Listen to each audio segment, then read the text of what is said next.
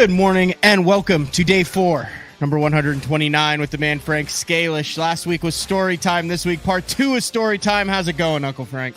It is going well, actually. I can't complain. A little hot here, but it's going okay. At least it's not Texas. They're like 75 days into 100 degrees. Yeah, no, you can have that crap. We're a couple days into the mid 90s, and I'm ready to move to Canada. Hey, I finally got a functioning passport that came in last week, so I can now trot the globe, so to speak. That's excellent. I, on the other hand, have procrastinated with my passport and still do not have said documentation. Have you applied for it? No, I haven't. I have the application here filled out. I just too lazy to go. I had my application filled out, and then it sat there for like 3 years. Meanwhile, my current passport expired, and then I didn't know how to get it renewed anyway. Fortunately, after some sleuthing, we figured out that I had to go to the courthouse and then have my old. Anyway, it was a pain in the butt, cost a couple $100, but it came in the mail. Came in the mail. I got it. I'm good to go. That's perfect, dude. Now I just have to get the real ID, I guess. Everyone has to have one of those by 2025 to travel. Yeah, I have that. Okay. But that's not a passport. That doesn't substitute for a passport. No, I guess your passport could substitute for that, though. Probably, I guess. I'm not 100%. I'm just saying, the way the show is going, you're going to be worldwide sooner rather than later, Frank. So you might want to. Yeah, I should have. Well, in all honesty, I should have had it already, just based on work. Mm-hmm. And mine expired, and it went over the date where you could just go and turn it in. Yeah, that's the same thing that happened to me. Yeah, so now I have to go through all the paperwork and fill everything out again. You got to go to you can go to like the court. There's some deal you can go to like the courthouse or something, because that's what we ended up doing. And I walked upstairs past all the people who had made poor life decisions into like some little office where there was some lady, and I said, "Hey, I got this passport here," and she's like, "Okay, here's what you got to do." And we filled out all this stuff and then sent it off, and then boom, it came in the mail. Perfect. Did you have to bring your old passport? I brought my old passport, and they sent my old passport in and then sent my old passport back and like stapled it and stamped it to show that it was like expired. But that's what I had to use instead of an original copy of my birth certificate, which I also had. Yeah, that's cool. I don't know if I could find my birth certificate. They didn't make them back then. They chiseled them on a stone. But I did not have to have it, even though I thought I did. I just brought my old expired passport in, which served. Perfect. In exchange, so then I didn't have to wait for them to send that back to prove I'd been born. Excellent. That's gonna be my procedure. I'm gonna take care of that next week. I got a hell of a picture from you the other day. I know that I like to make you jealous every time I go crappie fishing. I not only send you a picture of the screen, I then send you a picture of the crappie we catch, and then I call you and tell you about how amazing it was while you just grunt and moan on the other end. I did. It's so true. I'm like, God bless it. And I finally, the favor was returned. You sent me side imaging and active target pictures of crappie, and then called and said, "Dude, I blasted him." Yeah, true. That's true. I'm trying to become very proficient with my forward facing stuff. And so the best way to do it is on crappie, because they're plentiful. You get rewarded. And so the other day I went out and specifically to do that. I got my 14-foot rods. I forget what the blue ones. What are they called? The crappie tank Denali rods. Yeah, the crappie tanks. So I got those because Powell doesn't make the 14-foot crappie stuff, and so I got those, and I called Matt up and I said, what line recommendation, blah, blah, blah, blah, blah, because I'm getting everything set up. And of course, I didn't listen exactly to 100% what he said about the line, because I got my own theories. And then, of course, you were 100% correct when you said I'm going to have some issues with wind wrap. And so it's weird. You don't think crappie that you need to go 20 and heavier on braided line on a 14-foot rod. but you tell them why. Tell them the reason why. Well, most of the time when the whole reason for the long rod is you're dropping vertically on the fish. So it's not like you're putting line past them. So the first thing they see is that jig and then the line's above it. Well, the crappie are up feeder, so there's no line below them. So when you have a thinner diameter, I mean, it's like dental floss and it blows around in the wind. 2 reasons. If you go up to 30-pound test on your crappie, you can see it on your screen a lot better. It's a defined line that you can see, but it's also a heavier line, so it doesn't get blown around in the wind as much. Right. And therefore you can see the line, and it doesn't do the old square knot in the tip of the guide where and then you have to walk the rod all the way back and then it's all the back of your boat and you blow like 100 spot, and then you're just like, I mean, there's a lot of cursing that goes on with light like 12-pound braid and 14-pound or 14-foot rods. Yeah, there was a lot of cursing going on, and that happened. But then when it works, it's a beautiful thing when you know that you're dipping and dunking. Right. Well, I mean, I found some tricks out to help stop a lot of that. It still happens, but it stopped 90% of it. And so I went out the other day because I said I have to get so good at this, especially when I come back down to you, because now I can bring my 14-footer with me, and then I don't have to keep borrowing your stuff and rifling and pillaging through your goods. That's what it's there for. You're gonna have to bring some of the goods, some of the Great Lakes finesse stuff, which will transition nicely into crappie season, which I don't think anybody has thought of yet. No, I did catch some on it the other day. Most of the stuff I caught was on the Bobby Garland stuff, though. Yeah, the Bobby Garland is the crappie stuff of choice, but when you start getting into the jumbo stuff where you're catching the crappie that have 3-4 inch shad sticking out of their throats, you gotta go big or go home. I'm saying, I don't think people realize it, but the Great Lakes finesse stuff is going to translate into the Sac-a-lay world seamlessly. It's gonna be ruthless. it's gonna be ruthless, dude. So last week we had a really cool show, and it was kind of an impromptu show, just as far as how we got into it. And then we got deeper into the weeds, and it was kind of your entry into the professional fishing world and what happened and how you got into it. I actually fished the Thursday nighter after our show, and a gentleman at Shawnee Twin Lakes came up, and he's like, I got home and I turned on Uncle Frank, and he goes, man, his passion made me tear up. Yeah, made me tear up. Show. Yeah. So if you remember exactly where we left off before, maybe just a quick recap like they used to do on like Dawson's Creek before the next show came on, of what was happening on the show, and then diving into the second half, which is really kind of the Pradco second half and your current job. Yeah, so we left off. Matt was pointing out some logos on my jersey on the iceberg shot. Oh, yeah. Remember the iceberg shot? Yeah, let me see if I can find that again. And I'm sorry to put you through that. Is that a picture of what I sent you on your computer screen? What? Is that a picture of what I sent you on your computer screen? No. Okay, because it looks like it. It's funny because I thought you were going to pull that picture up. Hold on, I'm pulling. Not that we need to. I'm pulling up the Frank Scalish shot. The iceberg. Yes. The advertising agency iceberg. Okay, so we left off right here where you were mentioning the Silver Thread logo and the Bomber logo, and the Booyah logo. I'm having difficulty with this here. That's okay. Let me remove this till I get it dialed in. So anyway, so that's where we were. So that was my rookie season jersey, 2001 or 2. Yeah. Something to that effect. And then we were talking about my OSI sponsorship, how I got it, what transpired, and now there it is. And now we're going to get into the fishing side of this game.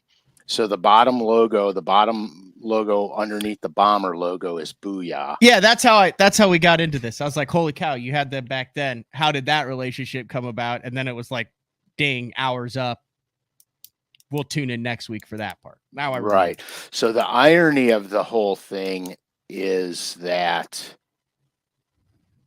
I'm fairly certain that I was on Eufaula in Alabama, and I just qualified for the Classic and got approached by Pradco Outdoor Brands for a sponsorship.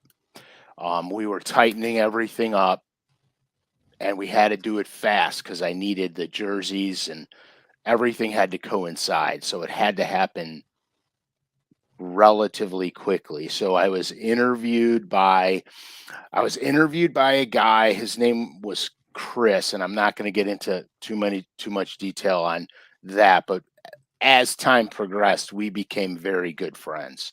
The working relationship just advanced into a really good friendship. But I'll never forget the interview because they asked me a million questions. Okay.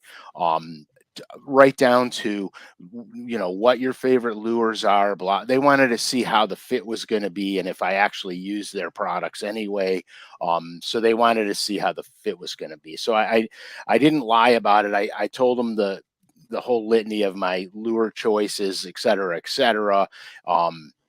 They wanted, they asked me what my favorite crankbaits were. I told them Normans, obviously. That's what I grew up fishing, Normans, fat-free shads.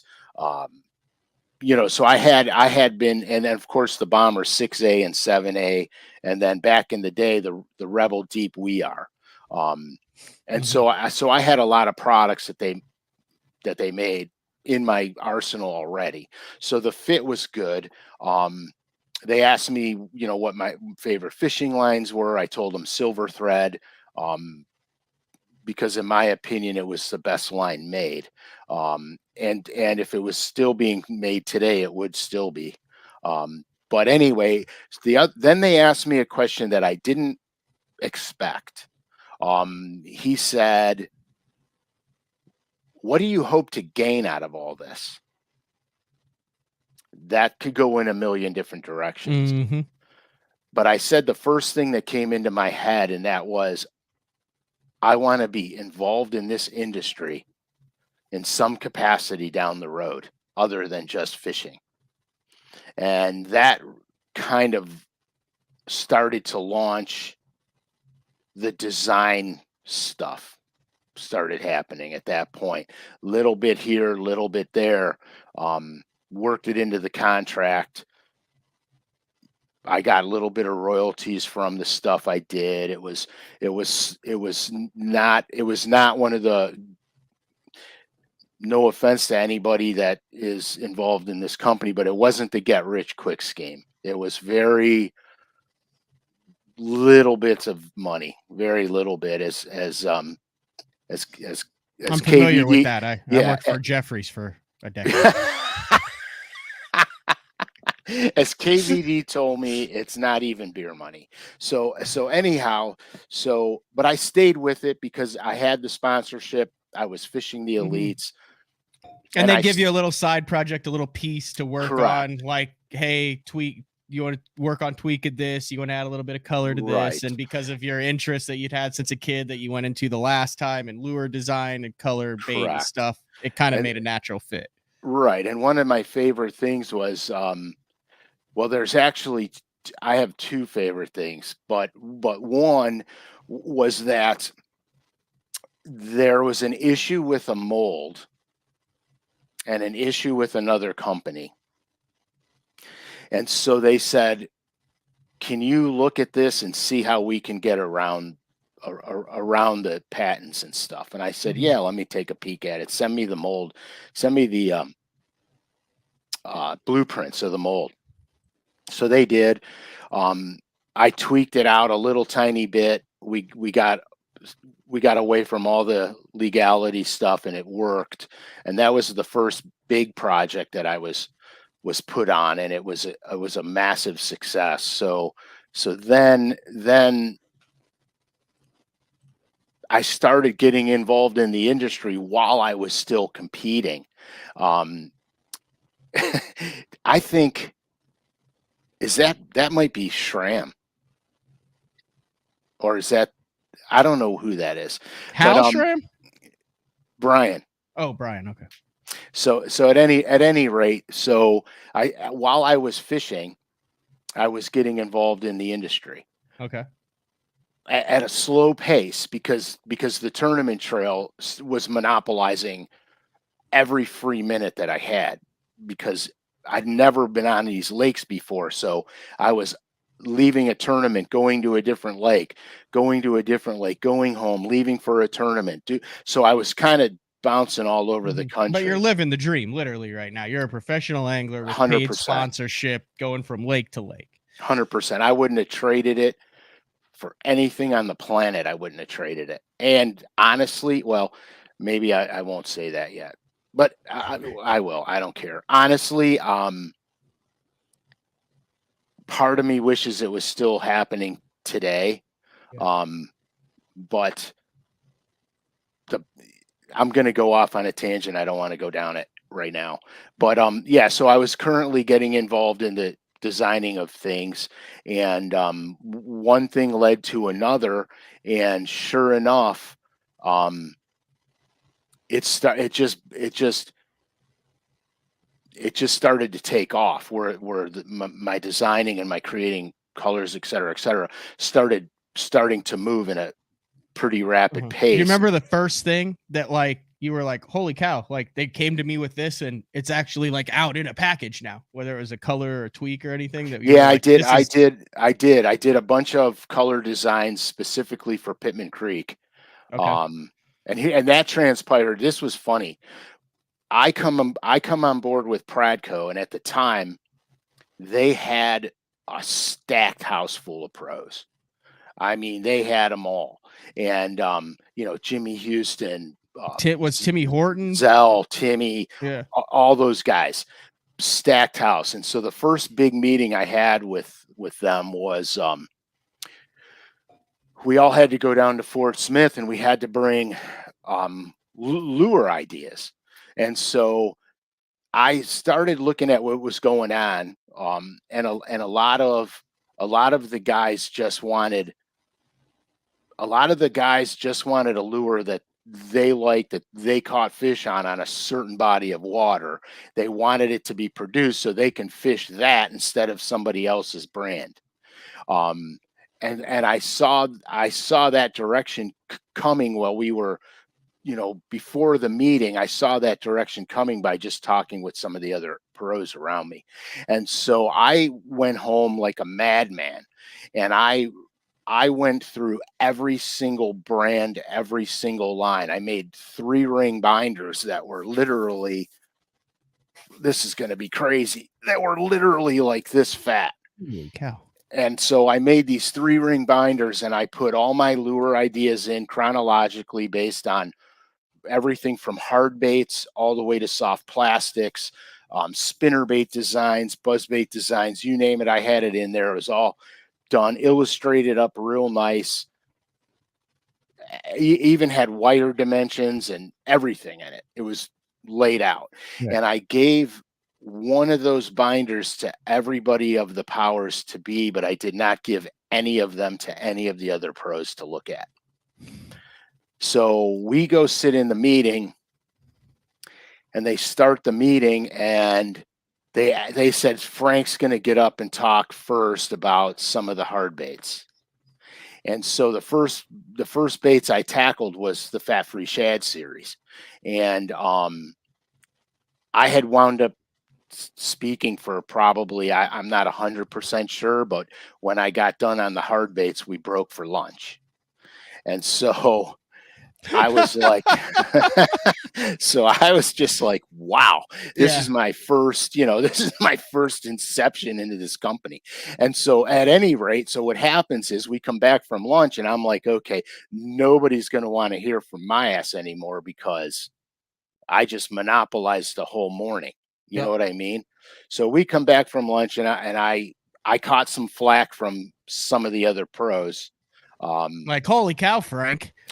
Like that type of basically, stuff. basically it was like, I'm not going to single anybody out in particular, but it was like juvenile grade school stuff on the playground. So I said, whatever, dude. I said, I'm here to try to make a difference. I said, you do whatever you do. I don't really care. And I wasn't quite as nice as that. So anyhow, the long and short of it goes, we come back from lunch. I sit down in my seat and I'm like this, just waiting for everybody to get in. Everybody gets in and they go, okay, Frank, get up here and do your soft plastic stuff. And I'm like, you know, I'm like, what? So, I did, yeah, show off. So I got up there and I did all that. And then as time progressed and the seasons progressed, and now we're talking about, 5 years later, I had, let's just say, a difference of opinion with somebody. And I was guiding for steelhead because it was in the winter. I was guiding for steelhead, and I got a phone call on the river, and they let me go. They said they were trimming a lot of the fat, and they let me go. Um, the reason they let me go was because I refused to do something that I was asked to do, and that person does no longer work there, which is why I'm there now. Okay. Because I would not work there as long as he was there. I wasn't going to do it, and so anyway, so the long and short of it is, so I started doing more design work for them, and even though I was no longer sponsored by them as the Bass Pro, um, I was still fishing as a pro, still doing my stuff just without their logos on them, and I was still designing for them. I still use this stuff because I Yeah. catch fish on it, so whatever. So that would explain why, like in this picture, no that's no 100% silver correct. thread Pradco, booyah, and nothing. 100% correct. Okay. I wondered about that because I was showing it, and some of the pictures he had it and some of you didn't, and I was like, well, wonder why he didn't, and that, so that Right. kind of, that explains it. Right. So that's what happened. And so then as my inner Biffle came out. Oh my God. You guys are out of your minds. How you remember all this crap is beyond me. So at any rate, so then time moves along. Um, I'm winding down towards the end of my pro tournament career, not knowing it was coming. I had no earthly idea this was happening. Yeah. And we've talked about this. This is when OSI made some changes, They were and actually they bought out. sold. Yeah, they were bought out, right. and you're a business guy, and what they came back with, you're like, there's no way I can do it Correct. at this cost. So instead of going into debt or based on your winnings, he hung it up. We've talked about that in previous Correct. shows. So Okay. so that's when all that transpired. So in the meantime, I don't know if I'm going to have a job. I Yeah. don't know what's going on. The money that I'm making from designing is not enough money to even come close to making a living or paying, bills for 4 kids and my wife. So I got to really think about all this shit. So I wound up selling my bass boat because it bought me time to pay bills while I looked for gainful employment. I wound up then going to work for my brother at the body shop. So that's when I hooked up with PPG, the paint company. And that's when my eyeballs popped out of my head because I saw products there that hadn't come out on the market yet. Pearls that change color. Yep. Some guys call it flip flake. Some guys call it um, chameleon. But I saw this stuff before it actually came out. Stuff that was meant to go on like cars. Yeah, vehicle paint jobs. Yeah. Right. So I got my hands on this stuff before it came out, and I started painting with it, and I was like, holy moly, this is a game changer. And so then then everything just from there, everything else just started to snowball. And then I had gotten offers before to come and work in the industry, and it was I'll be very honest with you. I was declining them all because it was volatile. I wanted job security. I didn't like what I was doing for a living, but I was getting paid good, and I had a job for as long as I wanted it because my brother owned the company, so I was good. And I was petrified of that feeling I had of not knowing where my future was going. So I was having a lot of conversations with the guys I'm working for now. And then finally I couldn't I couldn't take it anymore because I really want to be in the industry. And so I did. I jumped over. I, told my brother thanks for the memories. Um, Hopped on over into the industry and never looked back. Because this is where I belong. I mean, this feels to me like I'm living life. I'm not going through life. I'm living Hmm. life. And I like that feeling. Now, like all businesses, it's not without headache because there's always headaches in business, but they're headaches that you can manage stress wise because I love the industry. And so it's not the stress of being somewhere trapped where you don't want to be. So my life got very relaxed. My personality got very relaxed. I wasn't as always on edge and always on guard. You know what I mean? So it's really turned into Wait, something great. there was a higher strung Uncle Frank than this version. Oh God, yeah. Oh yeah, dude. Yeah. Yeah. The other version of me was I was on pins and needles, man. Yeah. Yeah, David, you got to do what you love, man. There's no doubt about it. If you're fortunate enough to do so, um, you have to follow your dreams and your passions because that's really how it goes. Yeah. So I had, go what ahead. years? Sorry, what years are we? What roughly what timeline are we talking about here? 2000. Okay, so 2010, I made the classic, won the points. My fishing career was over. Um, Yeah. I tried to run the circuit without the money. I got into 3 events and I said, this is ludicrous. I'm pissing everything I have I away. bet you were a joy to be around during that year. No, I was not. And actually, um, and actually it became very stressful and Yeah, I and you get wasn't into it to enjoy it, right. not to hate your life. Right, and so what happened was I had to make checks now. I absolutely had to cash a check. And so when you fish with that kind of pressure, you make mistakes because you're not free thinking. Hmm. You're not sliced in your moment. You're trying to make a moment. And when you try to make something happen, that's when you miss clues. You're not dialing in on a pattern because I'm worried about catching my 5th fish, not my first fish. Where when I started fishing, all I cared about was the first fish I caught. Yeah. I got to catch one. And then when I caught one, I'd be like, okay, now we're going to catch another one. And I never thought about the 5th fish or the call. You know what I mean? Well, that year I was trying to run this thing out of my own pocket. I was always thinking about my cull fish, and I don't even have one in the boat yet. And so what was happening was I was scrambling. And when you scramble, you can't succeed when you scramble because there's no focal point. There's no process. Yep. You're just doing shit. There's no process for what you're doing, so you miss a lot. Anyhow, um, so that took us into, let's just say, we'll say 2011. Okay. Okay. And then 5 or 6 years with my brother's body shop. And then I think I picked up this gig in 2019. And I've been doing this ever since 2018 or 19. And I've been doing it ever since.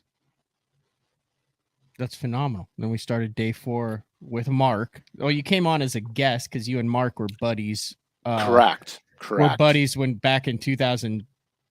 Right Back when when I you were on started. tour. Yeah. Yeah. Right when I started. 2008, not 7, 6, Mhm. 7, 8 is when Jeffries walked in and said, I quit, put a box of stuff in a bag of donuts on his boss's desk at UPS.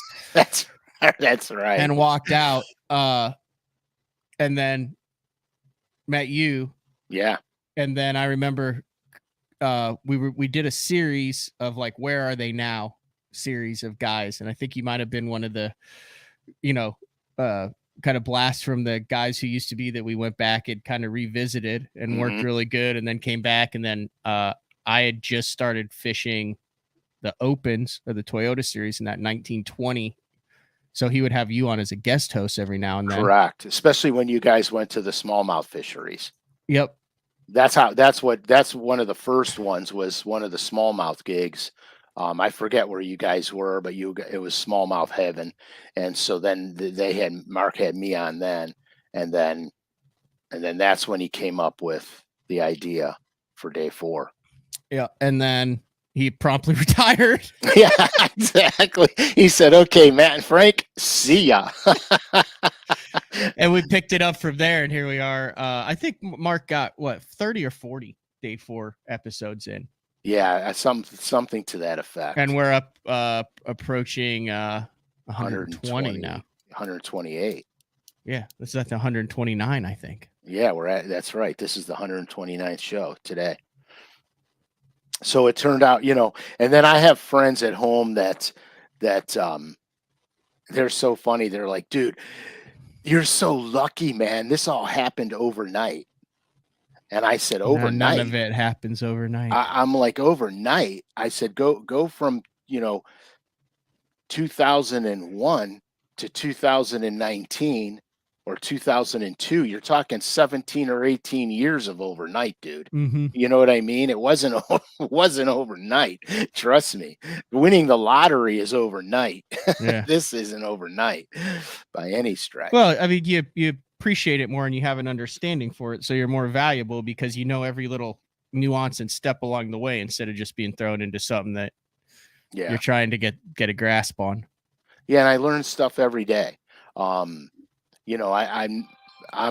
to that point where because I don't compete anymore, I don't want to get left behind in the dust. You know what I mean? So I continually research new techniques, new stuff. You good? That was a litany of texts.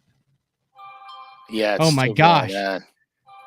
Oh my gosh, Uncle Frank, what is happening? My daughter is she auditioned for some shows and she got them. Oh, congratulations. That's your daughter that's out in LA. Yeah. That you love visiting because of because of how much you love LA. I can't stand LA. But I love my daughter, so I would walk through fire and brimstone for her. Next time we're out in LA, I know some folks out there, and we might be able to get you on the water. If you would enjoy that, if you knew that maybe you had a double-digit trip or some calico bass or something in your future. Dude, calicos would be so much fun to fish for. They hang out in the big kelp beds. Yeah, so my Matt Florentino, who works for AFCO, he does a lot of their PR stuff. So his dad is like one of the greatest tournament calico bass fishermen and guides of all time.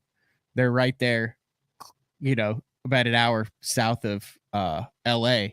They go out and they smash them. They like flip them through the grass. They crank them. They swim bait them. They do all sorts of normal bass fishing stuff to catch the calicos. Well, I'll tell you a funny story. Speaking about swim baits, Bastrix swim baits was actually their biggest part of their business. Wasn't even the bass side; it was the calico side, fishing the kelp beds. Really? Yeah, that was their biggest. There was their biggest part of the business was that. That's how they actually started, which was sweet because it translated over. So, are we going to be able to see her on like TV shows in the near future? I hope so. Because if that comes to fruition, you gotta let the day 4 listeners know where they can turn on and see. Hey, we gotta walk before we run. I know, but I'm just saying, everything has to start somewhere. So. Yeah, I hope so, because California is expensive, man. Some person says never heard of a calico bass, and what's a kelp bed? Kelp bed is basically like a think of like a hydrilla bed on Gunnersville, except it's called kelp, It looks KELP. correct. They look like corn. They look like underwater cornfields. And ketchup is made from kelp. Part of ketchup. Some of a lot of the foods you eat have kelp in it. What? Mm-hmm. Ketchup? Yeah, a lot of the foods you eat will have kelp in them. Had no clue. Yeah, Like that. that's kelp. And then they hang out around there. Yeah, just like bass do, and just like freshwater bass do in grass beds. That's what these saltwater bass do. And they look similar. They're modeled and marbled, but the body style, the body profile, and the mouth and stuff, they look very similar. Pull one up. Yeah, there you go. Like it looks like a mix between I mean, that's what it is. Look at that. Yeah, that's sweet. And you can lip them and right. They're almost identical as far as that stuff goes. The crazy enough thing, I'll bet you those things, everything you catch in the ocean pools like its life depends on it. So I'll bet you those things are most of it does money. pull like it because there's not much in the ocean that goes back into the ocean after you catch it. I think most of the guys, they do like catch, weigh, release calico bass tournaments, but I would imagine they're probably also delicious. I don't know if that's taboo to say, but yeah, I don't know either. I've never eaten one. But they are cool. They're very cool. A lot of like I said, a lot of crossover baits. We actually did a crossover bait show early on in day 4 where we talked about a lot of Pradco's and Booyah saltwater bait, specifically the saltwater spook and stuff that you use. Right, and the Alabama rig was a striper rig. Mm-hmm. And they trolled similar things for salmon too. You know, with the big umbrellas and all the baits coming off of them. Yeah. Oh, you did mention to me that we need to make sure to let everyone know. There it is. Oh yeah, we have this is like going now. Like this is for being a while. Like it's not doesn't expire at the end of the month. No, this is until December 31st. Lurenet.com, the loyal listener code capital BTL23, 15% off all regularly priced items at Lurenet. Yeah, and you'll want to pay attention to this code because in about a week or two, there's some really special stuff coming out, which I'll get into more detail later, that you guys will be really happy about this 15% off. So, but I'll clue you in on that the very second I can. All right. Now, I was trolling. I was perusing. I guess I was trolling the LureNet site, and I got to pull this bait up because this came up, and I have I want to know, do you know anything about this color? I have never heard, seen it. It's the weirdest color I've ever seen, Frank. You ready for it? I'm ready. Lay it on me. That is a color that for the Do you have anything to do with that? No, I don't. But I do. How would you describe that? Okay, so the front of it's marbled. You have to remember the walleye and the zander are almost the exact same animal, except zander can get way bigger than our walleye can. And so in Europe, they fish with these for zander a lot. So there's a lot of color. Are they gothic? Yeah, they're just, dude, they're a zander and a walleye. If you looked at a 3-pound zander and a 3-pound the Undertaker. That's so weird that you say that, Clay. I've been on a massive Undertaker kick on the Peacock streaming network. I watched the 5-part Undertaker Last Ride series. That's why I'm laughing. Like over the last 48 hours, I've been doing that. Yeah, that's why I'm laughing. So that's a marbling technique, and basically what you do is you wrap the bait up in I use a ribbon. It's a ribbon that is it's got holes all over it. It's real stringy, and it's a ribbon for packaging. And I'll wrap the bait in that, and then I'll start laying my colors down, peel it off, lay some pearls down, wrap it back up, do some different other pearls. And every time you remove it and rewrap it, you're getting different pattern all over the bait. But yeah, so that color's weird, but Walleye are crazy. I mean, here, look, some of the walleye colors that I designed are the most avant-garde out there, crazy, crazy colors, but it works for those animals. And I don't know why, but the crazier it is, the better the walleye like it. I guess the craziest bass color that was, I guess, accepted would have been the bandit mistake. Right.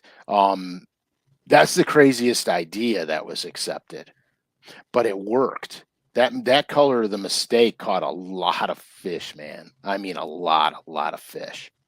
And the crazy enough thing is, I don't think anybody ever tried to duplicate that. It was basically each side of the bait was painted differently. Mm-hmm. Absolutely. That shows you the different sides. Yeah. That picture. Red on one side, chartreuse, like bumblebee. I guess it kind of combines together to make like a tomato fire tiger. Yeah, because if you move the bait in the water, the bait not only does it wobble side to side, it pitch and rolls. So you get a mix of that color. It's like this.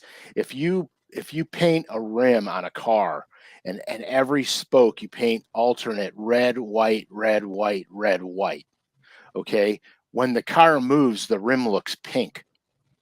And so this bait does the same thing when it's moving through the water. The colors combine with each other. So it's a pretty neat idea. I think they called it a mistake on purpose. I don't think it was really a mistake. I think they called it that on purpose, and it took off. Catches a lot of fish. That color. Also on LureNet, we haven't done a quick overview on what's going on at LureNet in a couple weeks, so we'll jump on there. Let's see what we got. Assault Shad, new P71, new Rebel P71. Not your color, but a very cool color. I can get behind that color. Yeah, I can get behind that color easily. I like the way they put the blue pearl over the silver scales. That really represents well in the water.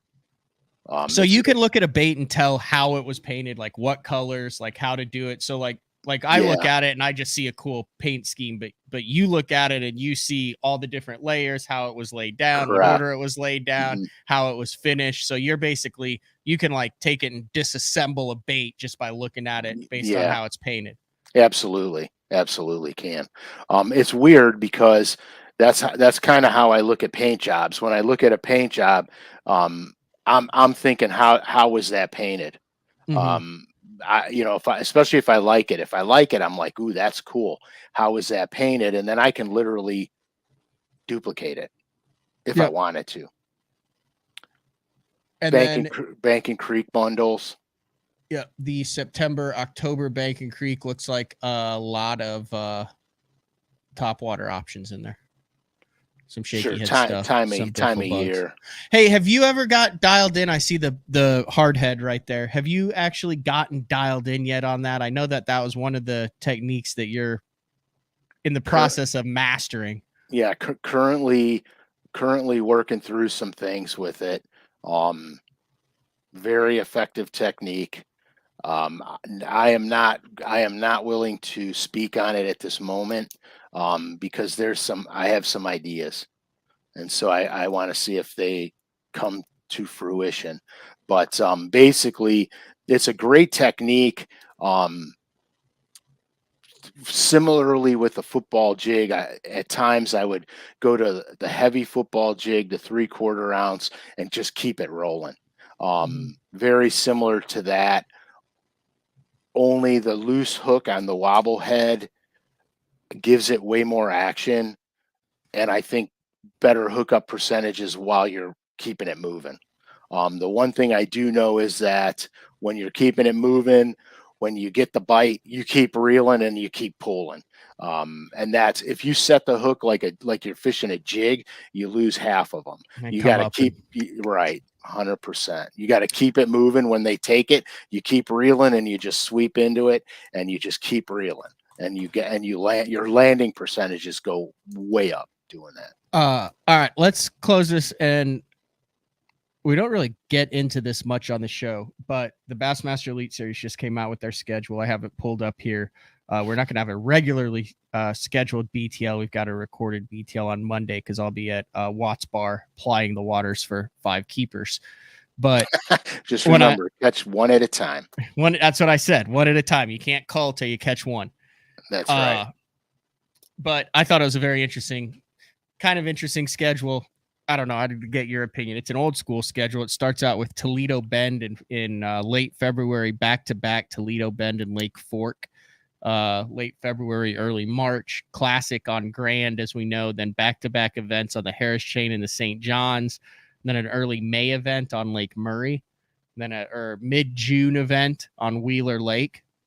Then a week off, and then Smith Lake in Alabama. So a late June event on Smith Lake, and then wrapping things up with back-to-back events on Champlain and the St. Lawrence River in August. But some historic fisheries on that schedule, some ones that they're used to. Yeah, I mean, the 2 in Texas, Toledo Bend's the first one in February, correct?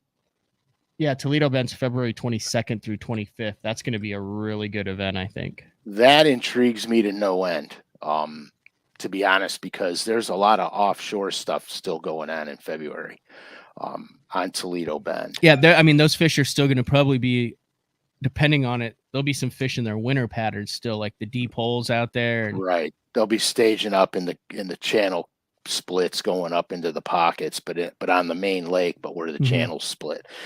Toledo Bend really intrigues me. And then the other one that is going to be interesting is going to be Smith in Alabama. That'll be really interesting because you're going to be pretty far removed from the spawn at that point. And I think you're going to have fish starting to stage and doing several different things. I think you're going to see fish caught a few different ways there, but the offshore bite can start to get really spectacular in June. Really spectacular. Champlain and Thousand Islands in August. Champlain, Thousand Islands will be very predictable. Yeah, it'll be the same thing. So yeah. Champlain. And Champlain could be off the hook for the guys on the right stuff. Here's what I'm seeing, Frank, which is interesting. I think there's a potential for 7 of these events to be won using either a jerkbait or a Damiki rig. Yeah, I'm not going to disagree with Toledo Bend. Toledo Bend will be a Damiki and a jerkbait. Fork will be a jerkbait. I think, Toledo Bend, I think you might see some football jig and ledge action on Toledo Bend. Crankbaiting, football jigging. I think you'll see at least one dude in the top 10 doing all that stuff. Old school. Yeah. Which is old school now. Classic on Grand, Damiki and jerkbait will definitely have a chance to win it. One of the 2 in Florida, Harris Chain or St. John's, will be a forward-facing sonar with a jerkbait. Depends on how much they are on the beds, April 11th through 14th and 18th through 21st. That's probably a little bit late. It should be winding down by then. I mean, because Florida starts, let's be honest, Florida spawn starts in October, November, December, somewhere around there. And then it's hot and heavy the end of January, February, and it starts to wane in March. So by April, you could have some fish on the beds because they don't all spawn at the same time. So you could have that, but I don't think that's going to be the main gig down there. I really don't. Lake Murray, May 9th through 12th. You're talking a herring spawn, potentially fish still on the bed, post spawn. That one, we've seen what they've done at Murray before. Murray's a juggernaut right now. It's a top 10 fishery. And Wheeler, the middle of June. That's just, the point of the year where everyone's angry and they'll just get more angry at each other. And then there's dudes that are just gonna fight for 4 days, like literally just cuss out each other for 4 days, and then they have to go to Smith and chase these suckers around in open water over 100 feet. Yeah, exactly, dude. But Smith Lake's it's an underrated spotted bass fishery. It is. It could be tough. I guess when we fished it, it was like early October, and they were like on fingernail bait over 100 foot of water. Oh, forget it.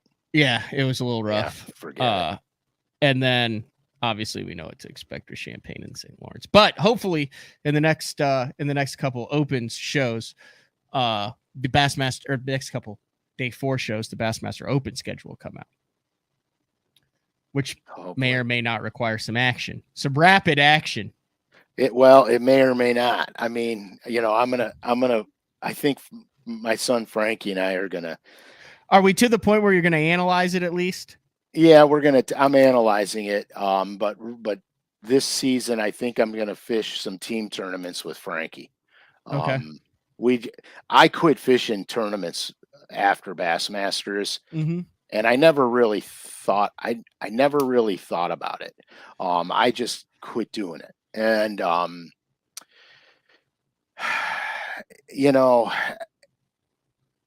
he made a point to me. He wanted to fish team events with me, and I just, there's no reason why I shouldn't. He wants to do it, and I'm capable. And so I decided that, yeah, we're going to fish together and have fun, whether we win, lose, or draw. We're just going to go out. We're going to fish a few tournaments together and have a good time, and not, I'm not going to get caught up in the weeds like I used to. Mm-hmm. But I'm not going to roll over either. I mean, I'm not going to, I don't know how it's going to go, but we fish really good together, and there's no reason we shouldn't do it, because as a father who loves to fish with a son who loves to fish, yeah, we're making idiots. Memories. Yeah, we're idiots. All right, so the Open schedule isn't out yet, but they're doing it. If they do it the same way they've done it, they'll have 9 events. They'll have divisions 1, 2, and 3. They don't call it East, West, South, North anymore, but they call it 1, 2, and 3. But what would make sense, if this is a possibility, is fishing one of the divisions, because if you fish all 3 of the events in one of the divisions and you win one, you make the Bassmaster Classic. Correct. You can't qualify for the Elite Series. You don't want to qualify for the Elite Series. No, I'm not doing it full time. But hypothetically, what is your perfect, let's say, Division 3 schedule that would really make you question life decisions as to what you need to be doing next year? Give us 5 fisheries that, if the 3 of the 5, because you can't. Are you just trying to pick? You can't pick all 3. Yeah, that's a fool's bet. Yeah, but let's say if you could get 3, if you have 5 that are. And we're talking, kind of in one region. I mean, like, you can't have one region isn't going to include like Grand and Thousand Islands. They're all going to be kind of that region. So I'm on it. Okay. So what are ones that, if when that comes out and people are looking at it for Uncle Frank, like, hey, this might, he might consider it. What are 5 fisheries that they're going to look for? All right. Champlain, Oneida, Thousand Islands, Norman, and any of the Finger Lakes. Okay. Easy travel schedule. Smallmouth fisheries, obviously, with the exception of Norman. Mm-hmm. Not that smallmouth matters. I mean, I'm happy on largemouth fisheries, right. But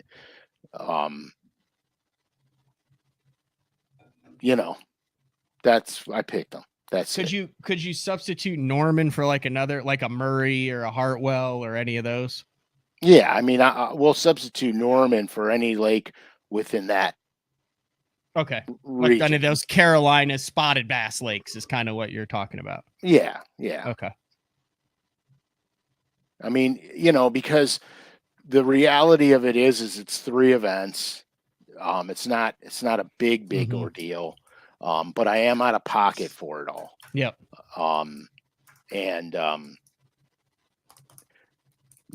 I have a budget I try to adhere to. I know, but there's also where there may be some limited edition Frank paraphernalia. That sounded bad. Clothing coming out.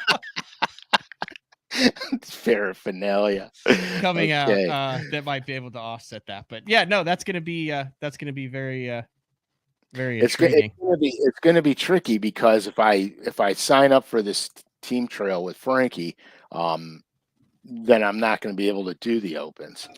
That's 3 weeks, and then we could room together. We could do live shows during it. I'm with you. I'm hearing you. We're just going to have to wait and see what happens. Watch Bassmasters is watching this going, okay, Champlain, Oneida, 1,000 Islands. It's a wrap. That's a wrap. No, I think they're close to coming out with the open schedule. It's kind of the last schedule. I thought they released. Yeah, I thought they released that after the last Open. No, not typically. I mean, they might. I don't know. Well, that's less than a month. That's a month away. Wow. We're getting down to the nitty gritty, boys. We are. All right. Anything else before we wrap this one up, Frank? No. I like that. Now, for those who were like, well, how the heck did this guy get on this channel and share how do you learn all this stuff? That's a great. Go back and watch the last 2 weeks. You kind of get a really good feel for everything that's been going on. It's a fairly accurate timeline. It is. All right. Thanks for sharing the story, Uncle Frank. This has been, well, I'm pulling the music up. I'm trying to do 8 million different things at once. You're good, dude. You just let her rip, man. All right. This has been another edition of Day 4 with the man Frank Scalish. We will be back. Yeah, we'll be back next week. Either stay tuned to basszone.com for the schedule. Either be a recorded show next week because I'll be gone, or it'll be a live show in the evening. Couple factors depending on that. But either way, we'll be back next Thursday with the show. So see you, Uncle Frank.